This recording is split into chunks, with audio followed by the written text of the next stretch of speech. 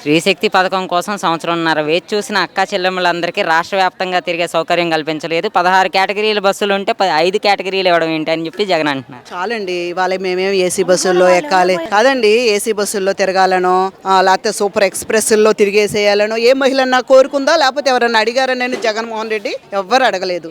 నువ్వు ఊరికే ఆకాశంలో మేడలు కట్టేసుకుని విమానాల్లో తిరిగేసిన ఎక్స్పీరియన్స్ తో నువ్వు పిచ్చి పిచ్చి మాటలు మాట్లాడబాక. ఇవాళ ఎవరు సూపర్ డీలక్స్లు అడగట్లేదు, ఇవాళ ఎవరు ఏసీ వాళ్ళు అడగట్లా. మాకు చాలు, మాకు చిన్న చిన్న పనులు ఉంటే చక్క చేసుకుంటాం, చక్క పెట్టుకుంటాం. రోజువారి కూలీలు, రోజువారి పనులు చేసుకునే ఉద్యోగస్తులు అందరికీ ఎంతో ఉపయోగపడుతుంది.